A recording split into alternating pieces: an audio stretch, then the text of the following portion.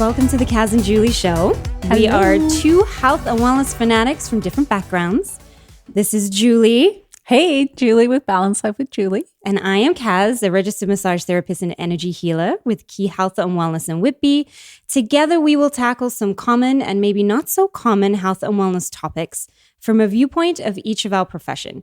So join us, this charismatic duo, as we offer advice, information, and comical opinions on a variety of subjects, from muscles, aches, and pains to gut health and toxic environments. Mm-hmm. So today we are going to tackle the topic of stress. Dun, dun, dun. Yes. Stress. Everyone feels stressed. They do. It is literally everywhere now. I think we use it as a very common term, like, I'm so stressed out. But it's a pretty serious phenomenon that's going on. Mm-hmm. And what people don't know is that stress is actually very important for us. We need stress in our lives. A small amount of stress is what gets you up in the morning. It's what makes you jump out of the way of the bus that's coming down the street. But what we're talking about is that chronic, long-term stress that is detrimental to our health. Yeah, so there are different types of stress. There's good stress, there's bad stress. There's mental stress, emotional stress, there's physical stress.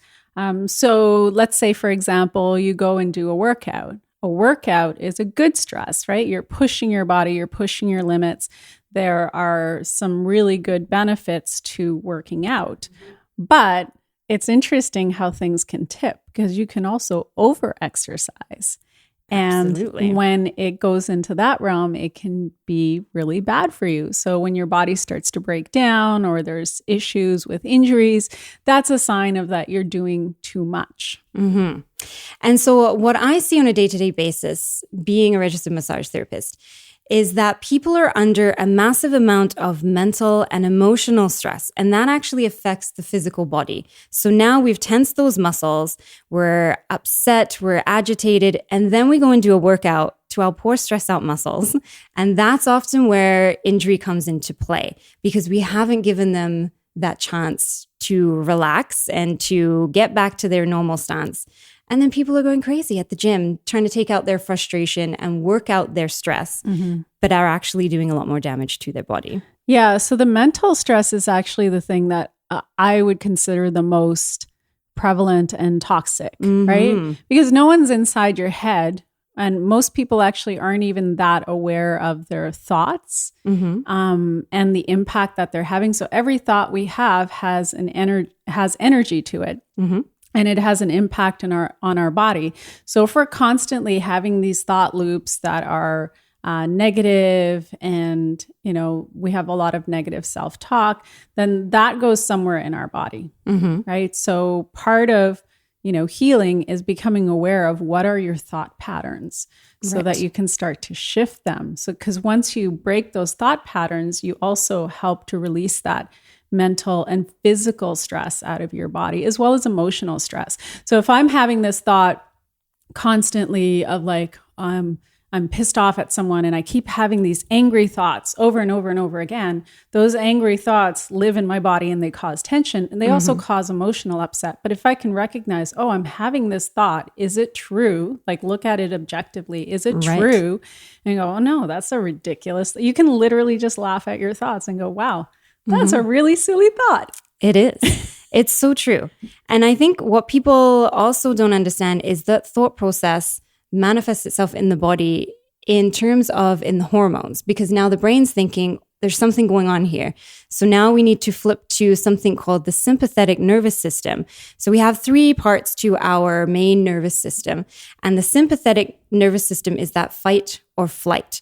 So we're in danger. We need to go straight to full out, let's either punch this bear in the face or we're going to turn and run mode. It's the adrenaline and cortisol response. Yes. So I think cortisol really could be a subject all on its own, but just to briefly go over it, cortisol is a hormone that is secreted by our adrenal glands, and it is basically secreted whenever the body is undergoing something stressful.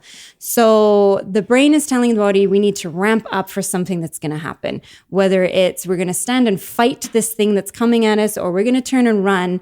But either way, we need to ramp up the heartbeat. We need to ramp up breathing and blood pressure. We're going to slow digestion down completely. And so our body goes from one extreme to another. And vital things like digestion and just keeping low blood pressure goes all out of whack. And so imagine if you're in that thought process 24/7, especially when people are not happy in their environment, whether that's at home or at work or anything. They're constantly in that thought process. Cortisol is constantly being pumped out. There is no end to that loop. And then people get stuck in that cycle. Well, the other thing also is like cortisol isn't necessarily bad. Like cortisol wakes you up in the morning. So we need a certain amount of cortisol, but it should also be ramping down at the end of the day so that you can sleep. Yes. And if you're in a state of stress, this is what I look at a lot when people come to me for health and nutrition help, is that if you're in a state of stress, it means that your digestive system isn't working efficiently. So you might be eating really good, healthy food, but you're just not getting the nutrients because your body's not absorbing them properly. Right. So you want to be looking at your system as a whole and going, okay, what is the effect this is having? And then starting to, I would say untie the knots. Absolutely. And another thing that's really interesting, we've seemed to come into this era where people have a lot of issues getting pregnant. And I don't know if too many people are figuring out that stress is a big contributor to that, because when you're in the state of fight or flight, your body won't reproduce. Exactly. There is no need for you to be in that reproductive mode. And so everything just comes to a standstill. So stress affects every part of our lives, whether it's just going to work, I hate it, or coming home, I hate it, or anything. And so people really need to seek out different ways to lower that stress level. Yeah. I mean, like looking at the thought process to begin with, like looking at leaving jobs that maybe are not that beneficial for their mental health. Like we are going to talk about toxic workplaces. And sometimes, you just got to know when to quit. Exactly. Literally. And I mean, being a mother and knowing I was in a toxic work environment that was really damaging my health, it was very hard for me to say, I'm just going to quit, because that just wasn't a logical reason. But I had to defend myself other ways. And so as soon as I finished work, I was done. That was it until the next day I went in. I didn't let it trickle into my family life. And eventually I did leave there, and I'm so glad. But it is finding ways to manage stress, however that looks. Yeah. And I've had similar work situations where at the time, like didn't enjoy working there, really wasn't happy, but just had to find ways to deal with it. And part of it was very similar. Like as soon as I left, I was done.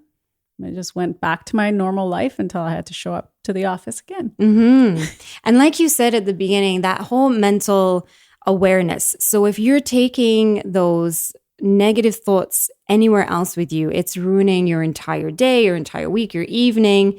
So learning to, I think, cope with your thoughts is a huge part of dealing with stress in general. Well, you and I both meditate. And one of the things that I really appreciate about meditation is it's made me more aware of my thinking, right? Because say you have an argument with someone or you have a negative situation, oftentimes we're still carrying that situation with us into the next day or into the next week or whatever.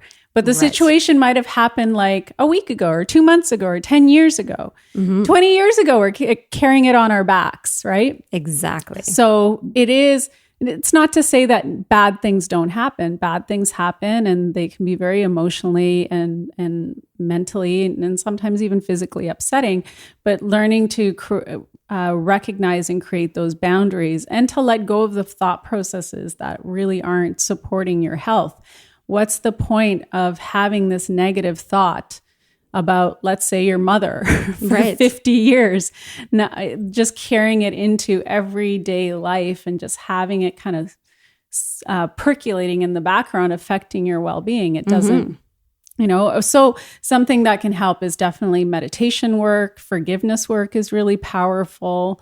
Having a sense of compassion for yourself and for others, because we're all human. Nobody's perfect. Absolutely.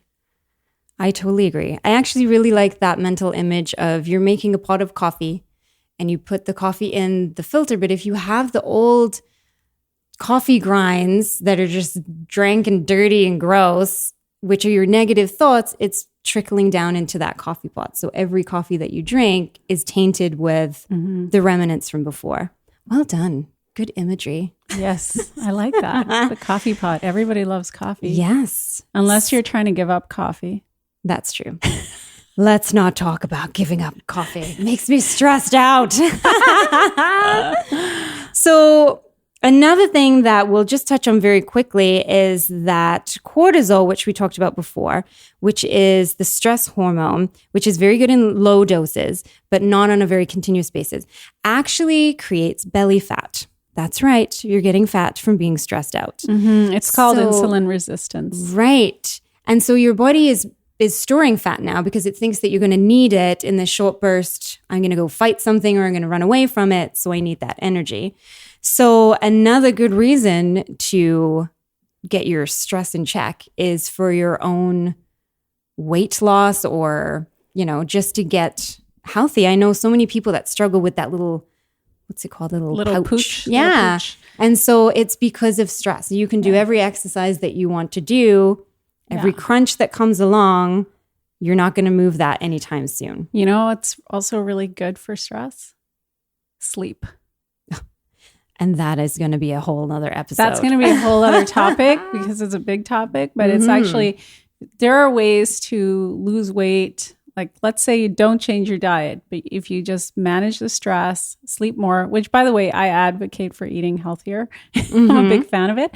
But if you just start to get your stress levels in check, and sometimes certain foods also cause a stress response in our body, sugar, but, just getting your stress levels in check, sleeping more, those are like some really straightforward ways to kind of get yourself back in balance. The other thing is, like, sometimes it's also good to know when it's time to talk to somebody. Absolutely. A professional. Absolutely. I totally agree. Acknowledgement is the first step, which I always advocate for. If you're not going to acknowledge that there's even a problem, then you can't do anything about it.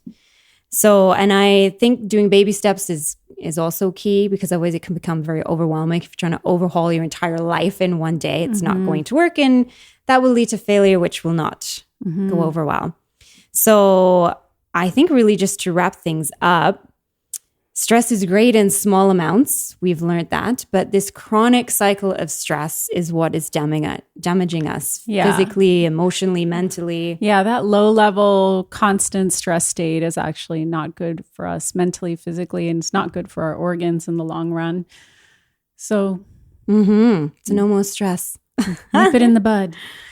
So we want to thank you for tuning in and listening to us talk about stress. We have lots more information on our websites. Don't forget to follow us on social media for more tips and tricks and info and general coolness. Yeah, for sure. Absolutely. Lots of coolness. And our next one we're going to be talking about is toxic work environments. So don't forget to tune in for that. For sure. Thank you all. Have a wonderful day. Thank you. This show has been produced by podcastexpert.ca.